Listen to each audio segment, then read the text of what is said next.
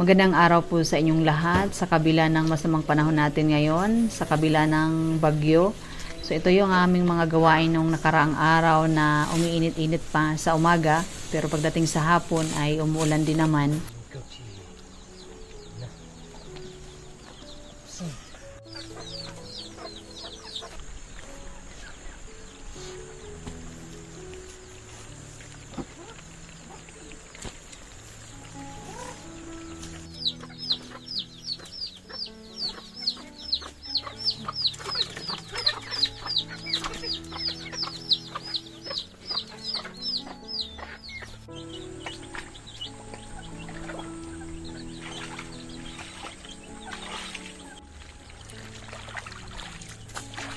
Itong gilid ng kulungan ng manok ay pagtataniman namin ng watercress. So, pwede ng panggulay at pwede na rin pagkain para sa mga tilapia.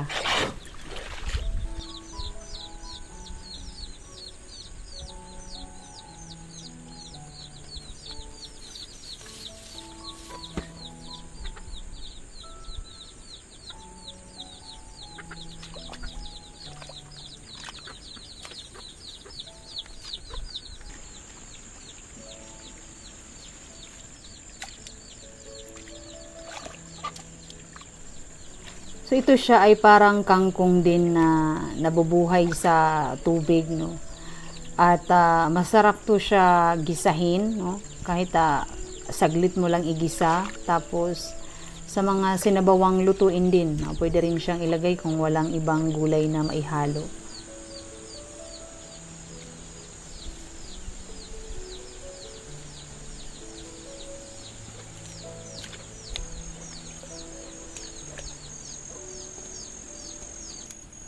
So nung maiksing panahon ng summer dito, nakapag-saboy kami ng carrots at yung iba doon sa baba. So yung isinaboy niya sa baba, yun pa yung tumubo.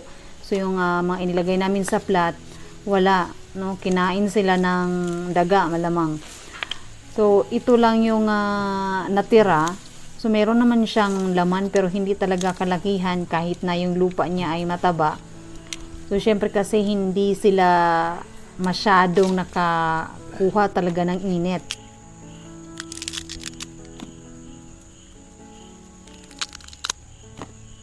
At medyo na-over na nga kasi meron ng mga ugat-ugat na yung kanyang laman, pero sayang naman kung hindi namin na lutuin ito. So si Uncle ay merong mga tubo dito na pantanim para sa sunod na taon kung ma-harvest yung kanyang mga tinanim.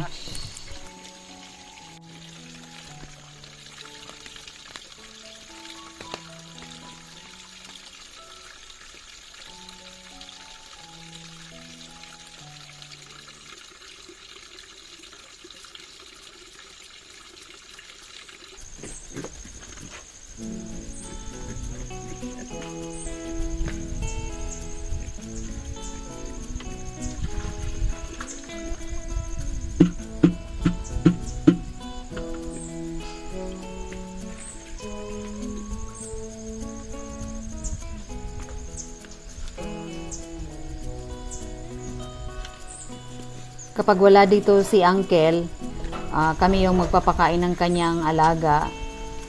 Tapos kapag kami naman ang wala, so siya din ang magpapakain dito kasama itong aming mga manok. So si Uncle na pagaya lamang talaga siya nung una gumawa kami ng fish pan. So naisip niya wag niya nang gawing palayan yung kanya fish pan din kasi minsan wala namang ani. At nung nagawa kami ng kulungan ng manok, gawa din siya ng kulungan ng baboy niya. So, okay din yun, di ba? Kasi, meron kami mga alagang hayop dito sa bukid. At mas maganda yung hindi lamang mga gulay-gulay kasi, lalo na ngayon, walang matinong tanim. Yung aming mga tanim talaga, kung hindi man sila kainin ng mga uod, namatay sila sa sobrang lakas ng ulan halos araw-araw.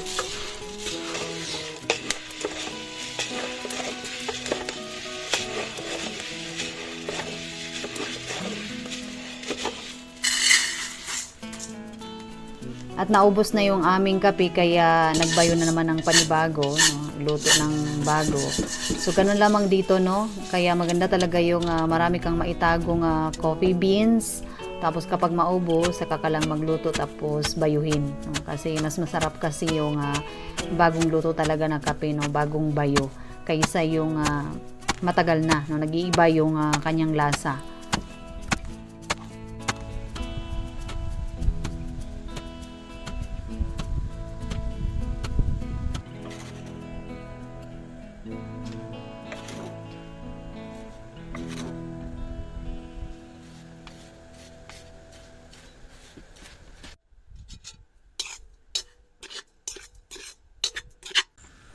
At itong talong ang isa sa aming mga pananim na hindi talaga namunga ng maayos. Meron man, pa isa-isa, tapos maliliit pa.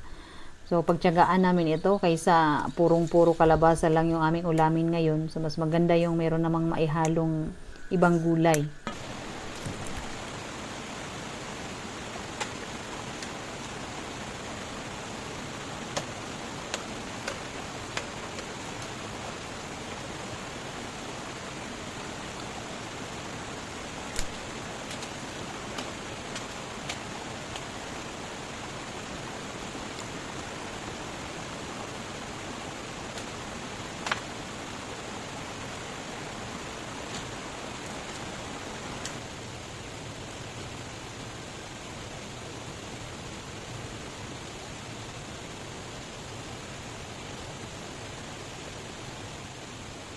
Ito yung klase ng kawayan na ginagawang pigao dito.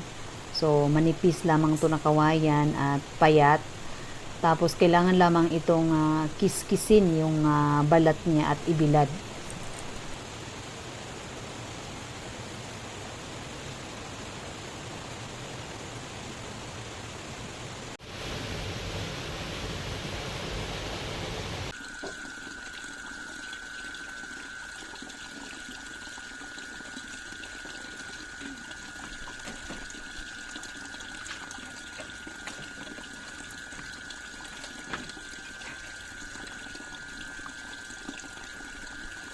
Sa mga ganitong panahon ang tamang pangunguha ng kawayan na ito at kailangan lamang ng pagbilad ng mga 3 araw para matuyo talaga siya.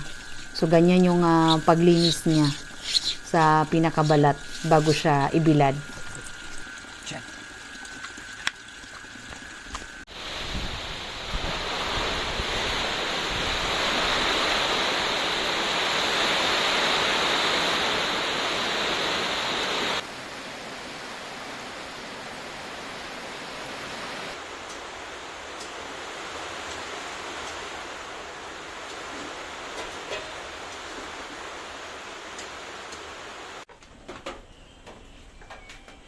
At ito na yung aming ulam ngayon, no? So, mapagulay man, ulam na namin kung tawagin yan. Basta meron kaming maiparis sa kanin, pampalasa sa kanin.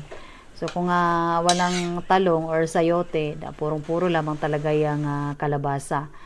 So, ito na ang gagawin ko ngayon sa carrots kasi parang konti lang naman kung gugulayin. So naisip ko na lamang na gawin ko na lamang tong tinapay, no. So mag-explore na naman ako.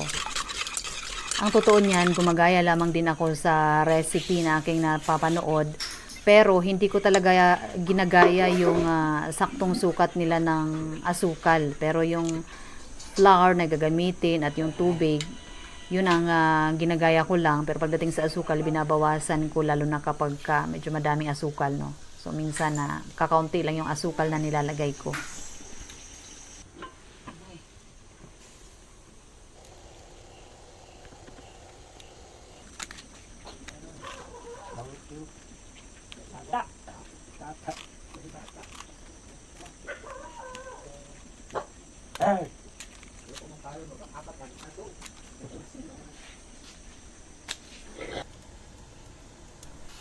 Mas maganda yung hindi masyadong matubig yung timpla mo kung mag-i-steam ka kasi mas madaling maluto.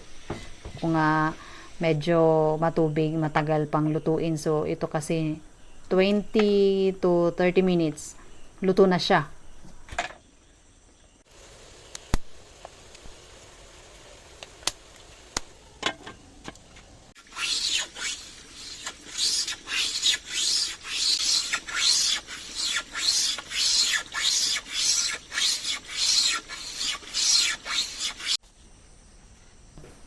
At sa ganitong panahon na maulan-ulan, so maganda na isabit lamang siya sa gilid-gilid na hindi masyadong naulanan at naarawan din kahit papano.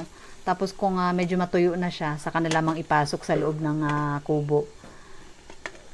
So dalawang klase ng carrots bread yung aking ginawa. Yung isa gamit ang all-purpose flour at yung isa naman ay wheat flour yung aking ginamit.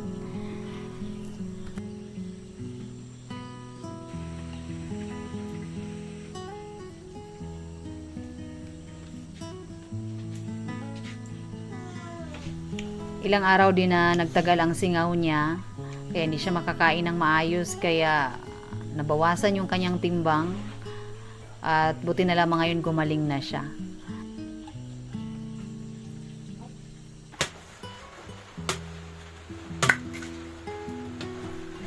At ito na ang magiging itsura ng kawayan na yun kapag natuyo na siya. Magiging brown at mas maging magaan. At hati-hatiin na lamang sa tamang size sa paggawa ng bigao. Pero yung gagawin niya ngayon ay yung round lamang na lalagyan ng stand doon sa pinakapuwetan niya na ginagawang pinggan nila noon, kasi dati hindi pa talaga uso dito yung mga pinggan. So ginagawa nilang pagsiserban ng kanin. So lalagyan muna nila ng dahon ng saging at saka nila ilalagay yung kanin.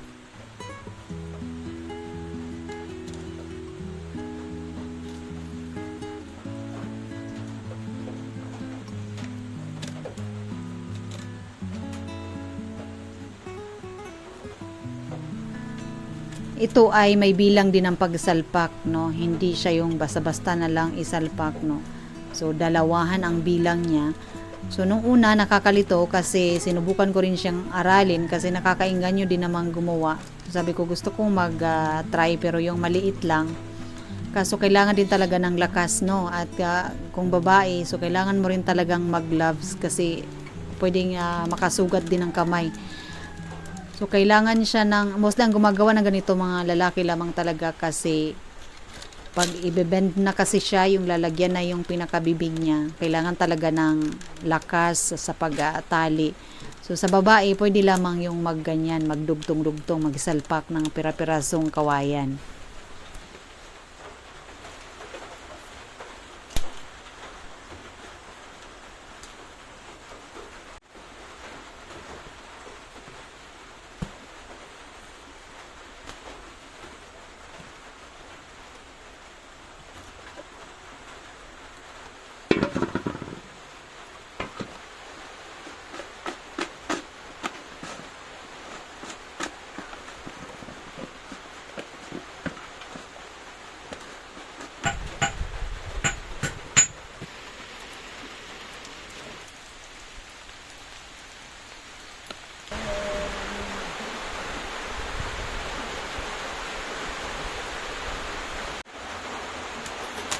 At na forma na siya. So yung paglagay kasi ng pinakabibig niya, yung ratan sa gilid ang kailangan kasi diyan ng puwersa talaga, at yung pagtali-tali na yan, no? Kailangan na marunong kang mag-ano ng panali kasi kailangan talagang matibay. So kaya lalaki lamang talaga ang gumagawa ng ganyan dito. Itong kanya ay practice lamang. So minsan ngayon nagagawa niya tabingi pa nga eh. Sabi ko okay lang yan basta meron tayong mga pang-display dyan na mga basket na paglagyan natin ng mga kung ano-ano. At meron pa siyang ibang ginawa, no. So ito naman ay gawa naman sa ratan.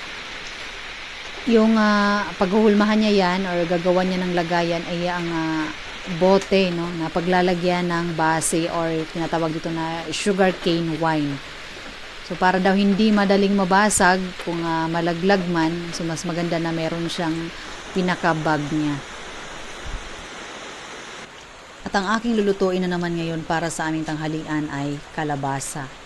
Day 1 kalabasa, day 2 kalabasa, pero malunggay na naman ang halo.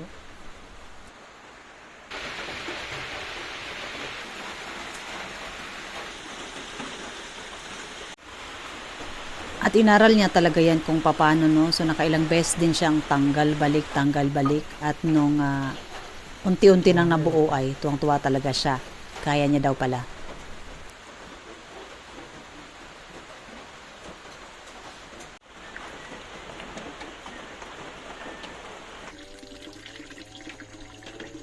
At nung sumunod na mga araw, uminit-init, pero naririnig na naman ito si Bagyong Nando sa news. Kaya sabi ko na kailangan talaga nga matapos natin ang mga basket na yan. No? Kasi kung mag-start si Nando, at least doon na lamang tayo sa bahay. Hindi na muna tayo aakyat dito sa bukid kasi delikado.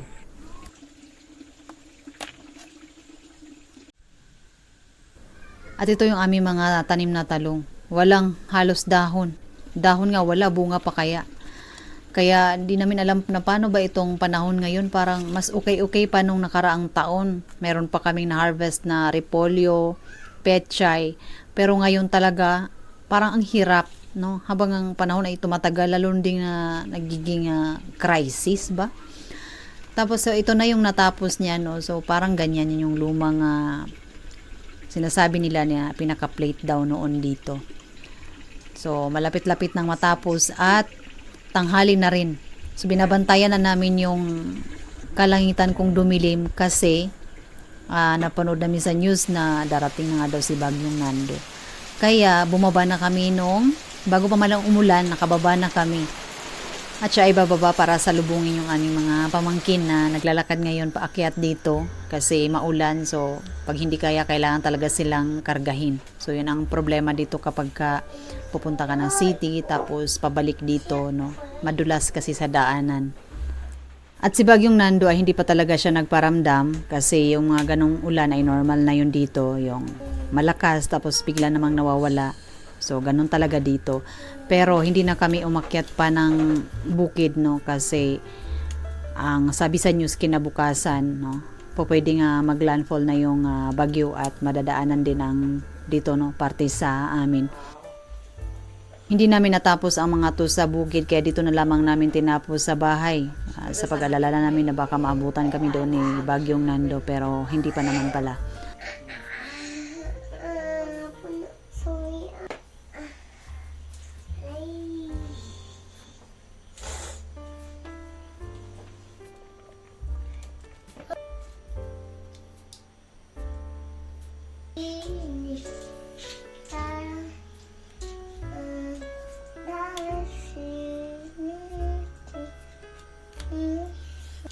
At nung matapos na, ang ganda niya.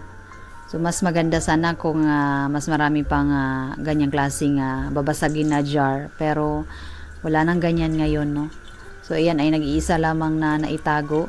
So, yung kanyang nilagay ay basi yan. So, yan ay sugar cane wine. Na yun ang gagawin namin ngayong December kung sana maging okay yung pananim ni Uncle na tubo.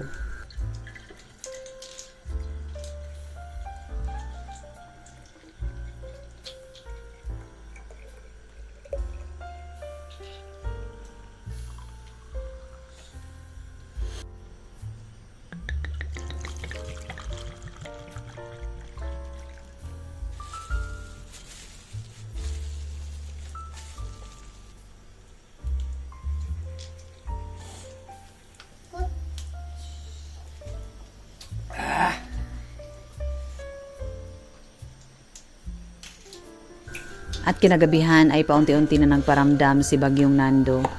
At hanggang sa buong araw at sumunod pa na gabi at kami inawalan na ng kuryente.